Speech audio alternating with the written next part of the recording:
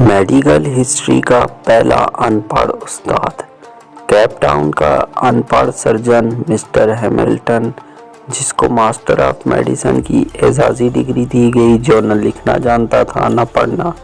یہ کیسے ممکن ہے؟ آئیے دیکھتے ہیں۔ کیپ ٹاؤن کی میڈیکل یونیورسٹی کو طبی دنیا میں ممتاز حیثیت حاصل ہے۔ دنیا کا پہلا بائی پاس آپریشن اسی یونیورسٹی میں ہوا تھا۔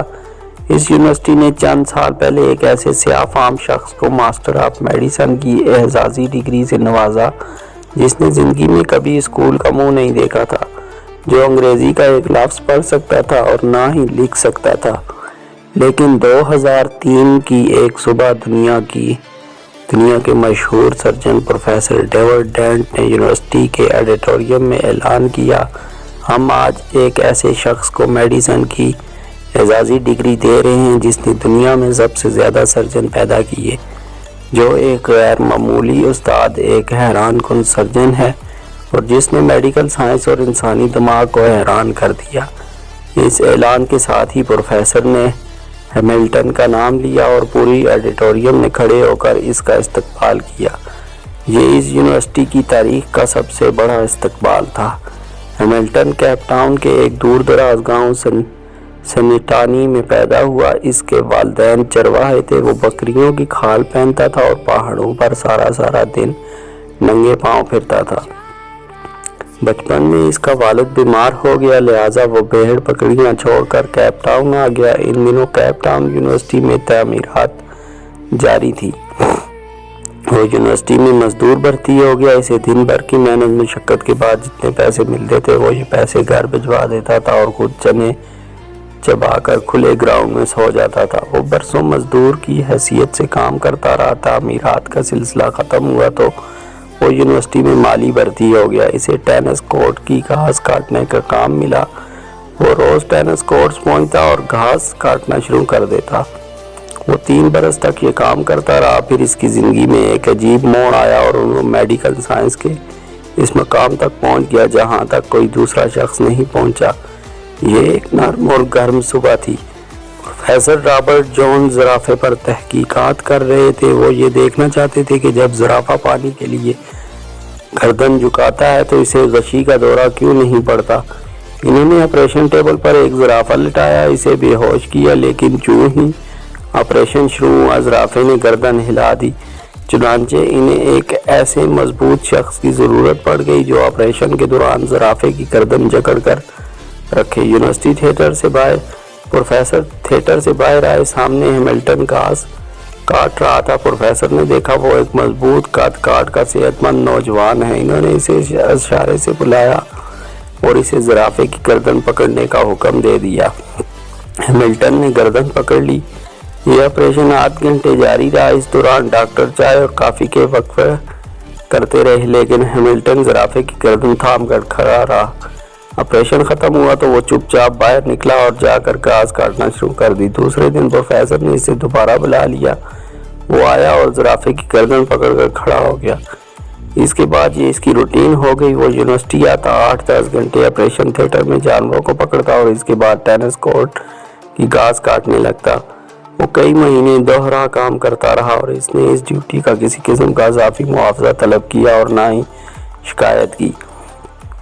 پروفیسر رابرٹ جونز اس کی استقامت اور اخلاص سے متاثر ہو گیا اور اس نے اسے مالی سے لیب اسسٹنٹ بنا دیا۔ ہیملٹن کی پروموشن ہو گئی اور وہ اب یونیورسٹی آتا، آپریشن تھیٹر پہنچتا اور سرجنوں کی آمد کرتا۔ یہ سلسلہ بھی برسوں جاری رہا۔ 1958 میں اس کی زندگی میں دوسرا اہم موڑ آیا۔ اس سال ڈاکٹر برنارڈر یونیورسٹی آئے اور انہوں نے دل کی منتقلی کے آپریشن شروع کر دیے۔ ہیملٹن ان کا اسسٹنٹ بن گیا۔ وہ ڈاکٹر برنارڈر کے کام کو غور سے دیکھتا رہا تھا۔ ان آپریشنوں کے دوران وہ اسسٹنٹ سے ایڈیشنل سرجن بن گیا۔ اب ڈاکٹر آپریشن کرتے اور آپریشن کے بعد اسے ٹانکے لگانے کا فریضہ سونپتے تھے۔ وہ انتہائی شاندار ٹانکے لگاتا تھا۔ اس کی انگلیوں میں صفائی اور تیزی تھی۔ اس نے ایک دن میں 50 لوگوں کے ٹانکے لگائے۔ وہ آپریشن تھیٹر میں کام کرتے ہوئے سرجنوں سے زیادہ انسانی جسم کو سمجھنے لگا۔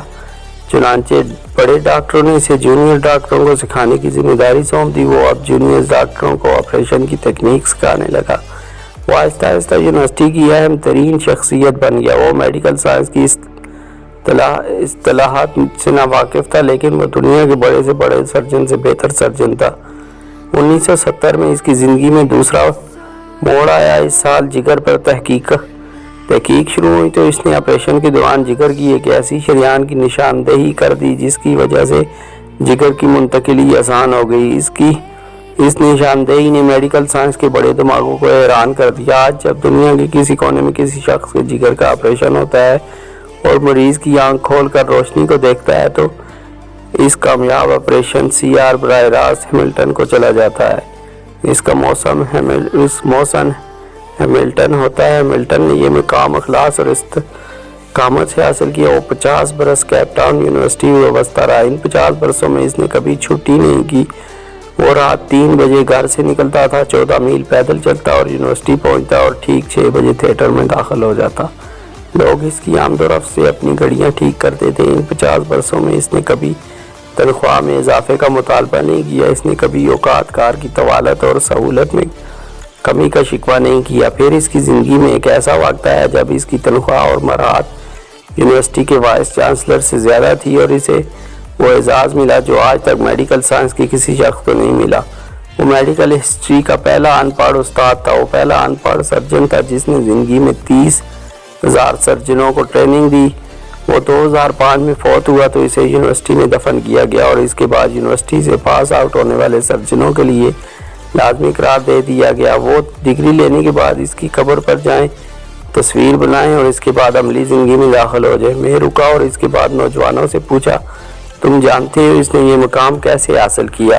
نوجوان خاموش رہا۔ میں نے عرض کیا، صرف ایک ہاں سے۔ جس دن اسے زرافے کے گردن پکڑنے کے لیے آپریشن تھیٹر میں بلایا گیا تھا، اگر وہ اس دن انکار کر دیتا، اگر وہ اس دن یہ کہہ دیتا میں مالی ہوں، میرا کام زرافوں کی گردن پکڑنا نہیں، تو وہ مرتے دم تک مالی رہتا۔ یہ اس کی ایک ہاں اور 8 گھنٹے کی اضافی مشقت تھی جس نے اس کے لیے کامیابی کے دروازے کھول دیے۔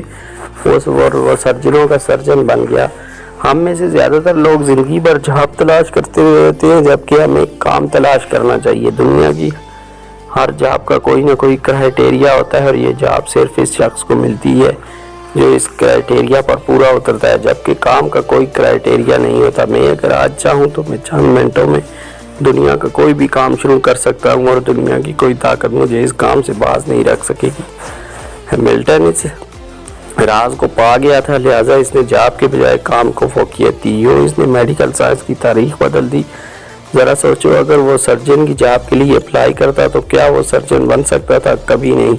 لیکن اس نے کھرپا نیچے رکھا، زرافے کی گردن تھامی اور سرجنوں کا سرجن بن گیا۔ اور ہم اس کے لیے بے روزگار اور ناکام رہتے ہیں کہ صرف جاب تلاش کرتے ہیں، کام نہیں۔ جس دن ہیملٹن کی طرح کام شروع کر دیا تو نوبل پرائز حاصل کر لو گے، بڑے اور کامیاب انسان بن جاؤ گے۔